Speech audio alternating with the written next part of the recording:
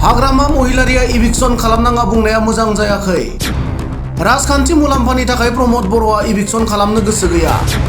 बर'नि राजखान्थि दैदेनगिरिफोरा राजखान्थि मुलाम्फानि थाखायल' नामा? दावराव देख्रेब नार्जारिनि बिबुंथि। हाग्रामा महिलारिया बे बुंदों बियो माने इभिक्सन खालामना ओंखारनाङा होनना बुंदों। बे मोजां बाथ्रा जायाखै, जों बेखौ सापर्ट खालामा।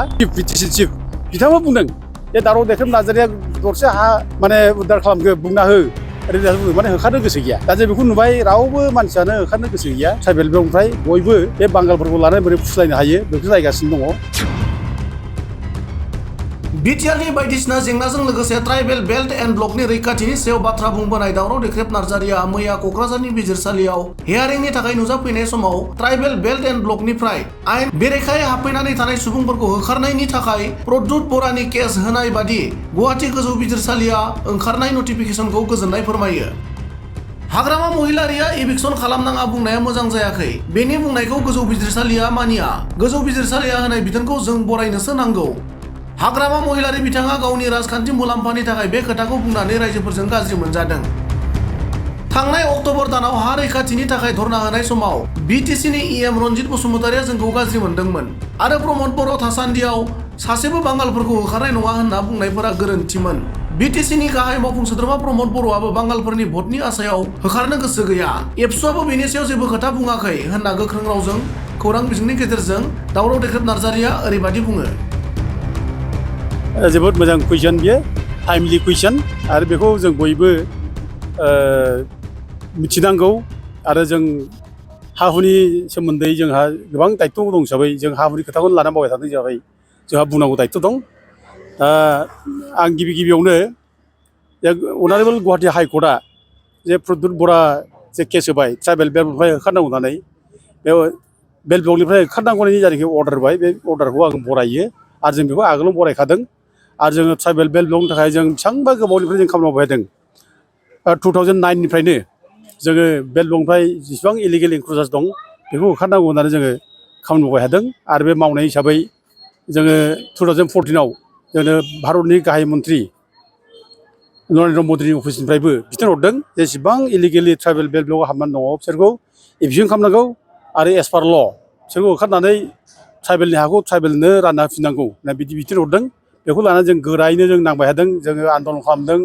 बे समाव हाग्रामा महिलारिनि बिटिसिनि सरखारमोन, बे समाव जों खोब नांदों। आरो बे नाङो हारिनि खामानि मावनो होननानै बिपिएफ हान्जानिफ्रायबो आङो ट्रेजारार बिफानखौ गारनानै आं ओंखारबोदों। दा गथिखे जोंनि मावनाया 2009निफ्रायनो जोङो गोख्रोङै नांथाबबोदों बेल्ट ब्लकनि सायाव। ओमफ्राय जोङो नाङै नै आरोबाव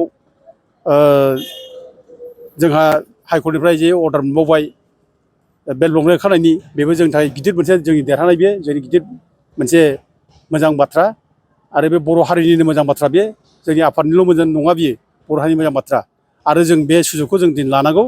दिनै जिहेतु अनारेबल हाइकर्टआनो बिथोन होबाय, जेब्ला बेल्ट ब्लकनिफ्राय जेसेबां इलिगेल हाबनानै दं होखारनांगौ होननानै, बे जोंनि थाखाय बे गिदिर सुजुग, जों बे सुजुगखौ लानांगौ। आरो बेनि थाखाय जोंनि बयबो आफादफ्रा बेयाव जों गावजों गाव मोनसा मोनलायनाय, गाज्रि मोनलायनाय बेखौ दोनथ'नानै, हिंसा हिंसि बेखौ दोनथ'लायनानै ज' जालायनानै बेल्ट ब्लकनिफ्राय जे इलिगेल इनक्रुजार्स दं बेखौ होखारनांगौ होननानैसो जों दा मावलायनांगौ। जों बेखौ आगोलावनो आपिल खालामदों, आगोलाव बुंबोदों आरो दाबो बुङो। जोङो ज' जानानै माव। आरो जोंनि हा हुआनो जोंनि भबिसत। जोंनि हा हुआ रैखाथि गैयाब्ला जाथिया रैखाथि थाया। एक नम्बर हा हु आरो जों गोरिब गुन्द्रा जाथि, बे गोरिब गुन्द्रा बर' जाथिया 99% बुंनो थांब्ला ओमफ्राय आबादारि। आरो बे आबादारि जाथिनो हाया जुदि रैखाथि गैयाब्ला जों बहा थानो, जों बहा थांनो। बेखायनो जोङो हाखौ जों रैखाथि नांगौ, हाखौ जोंनो जेरैबाबो निरापत्ता होनांगौ। आरो बे निरापत्तानि थाखाय हाइकर्टआ जोंनो जुदि अर्डार होबायब्ला बेखौ जों बरायनांगौ आरो जों बेखौ मावफुंहोनांगौ। हाग्रामा महिलारिया बे बुंदों, बियो माने इभिक्सन खालामना होखारनाङा होनना बुंदों। बे मोजां बाथ्रा जायाखै, जों बेखौ सापर्ट खालामा। आरो बे बुंनायजों, हाग्रामा महिलारि बुंनायजों हाइकर्टनि अर्डारा उइद्र' जाया। हाइकर्टआ जा अर्डार होबाय बे अर्डारा थागोन। बेखौ लानानै बे बुंनाया जेबो खामानि होआ। बे माथ्र गावनि राजनिथि लाबा लाबनि थाखाय बुंदों बियो, बेजों खथि जाया। दा बे बुंनायजों गावहा गाज्रि मोनजादों, रायजोफ्रा गाज्रि मोनगोन, बोराबगोन बेखौ। दा बेल' जादों। दा बिनि बादैबो जोंहा मोनसे बाथ्रा जादों। थांनाय बाराव अक्ट'बर मासाव जों जेब्ला आन्दलन खालामो, धर्ना होयो, बे समाव जोंना फेरेंगा बसुमतारि इएमआ जोंखौ बिराद बोराबदों, रायदों। बे बेल्ट ब्लकनिफ्राय होखारनांगौ होननायखौ बे बिथाङा रं माबायो जे बुंदों बिथाङा जे दावराव देख्रेब नार्जारिया बांगाल होखारना होदों होनना बुंदों आरो प्रमद बर' थासान्दि समाव जों सासेबो बांगाल होखारा बे ब्लकनिफ्राय जों सासेबो अनाथायबो होखारा होनना बिथाङा बेबायदि बुंनायफ्रा खोब अननाय बिदि बुंनाङा जायाखै दा हाइकर्टआव अर्डार बायदिब्ला मावफुंनांगौसो दा फेरेंगा जेखौ बुंदों बेबो थिग जायाखै दा माने हाग्रामा महिलाया जेखौ बुंदों बे थिग जायाखै आरो प्रमद बर'आ EM सोरि चिफ बिटिसि चिफ बिथाङाबो बुंदों जे दावराव देख्रेब नार्जारिया दरसे हा माने उद्धार खालामखो बुंना हो ओरैनो बुंदों माने होखारनो गोसो गैया दा जों बेखौ नुबाय रावबो मानसियानो होखारनो गोसो गैया ट्राइबेल बेलटनिफ्राय बयबो बे बांगालफोरखौ लानानै बोरै फुस्लायनो हायो बेखौ नायगासिनो दङ बोरैहाय बिसोरनि माने भटखौ जोङो बोरै मोननो हायो बेखौ नायनानै दिनै होखारनो नागाराखै दा जों बेखौ नुगासिनो दं दा हाइकर्टनि अर्डार बेखौ मावफुंनांगोन बारग'आ दा दायथ'आ मा हाग्रामाया बुंनायाथ' राजनिथि भाबै बे सुजुग लानो थाखाय बुंबाय बियो गावहा दा खिन्थु दायथ'आ बांसिन जाबाय मा बिटिसि सरकारनि सायाव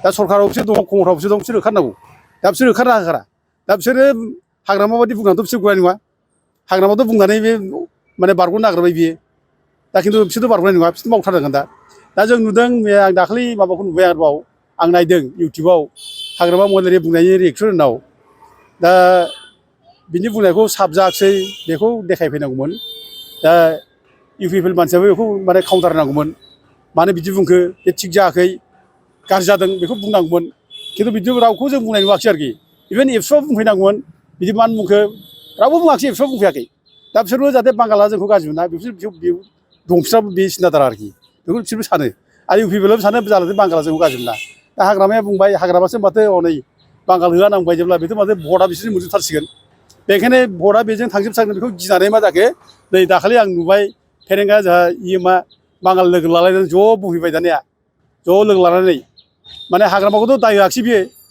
हाग्रामाया होखारा होनना बुंदों बेखौ जों मानिया जेरैबाबो जों होखारगोन बेखौसो बुंनांगौमोन बियो खिन्थु बे बिदि बुङाखिसै हाइकर्टआ अर्डार होबाय जों बेखौ मावफुंथारगोन बेखौ बुंनांगौमोन बेखौ बुङाखिसै बेखौ बुङाबालाय मा बुंखो बे दाना गोदाव सोर अग्रं माबा 2008आव माने बांगाल होनायाव सोर दंमोन सिबा माने हाग्रामानो दंमोन होनलाबाय 2012आव बांगाल होब्ला सोर दंमोन सिबाथ' हाग्रामानो दंमोन ओरै होनलाबाय दुर्भाग्य बिदि खोथाखौ मानो बुंनानै गावजों गाव जाथि गेजेराव माने इलु इला गेसाव गोफोन मानो लाबोनो फालाय 2008आव 2012आव जानाखि बांगाल बर' दावराव जादों बे दावराव दावसि जानाय समनि जानाखि रिपर्ट बेखौ नाय CBI रिपर्टआव रोखा बुंदों बेयाव मुसा बांगालफोरनि माने माबा दङ जरित दङ बिसोरनो खिलन्जिया मानसिफोरखौ बर'फोरखौ ट्राइबेलफोरखौ होदों होननानैसो लिरनाय दं दा दिनै फेरेंगा बिनि खोथाखौ मानो बुंनो फालाय बुंना मोना आरो दिनै 2014नि खोथा बुंबाय आरोबाव 2014आव सावथाल बर' दावराव दावसि जानायाव हाग्रामा महिलारियानो माने माबानि EM दंमोन होनना बुंबाय एथ' लासिं सिं लाजिनांगौ फेरेंगायाथ'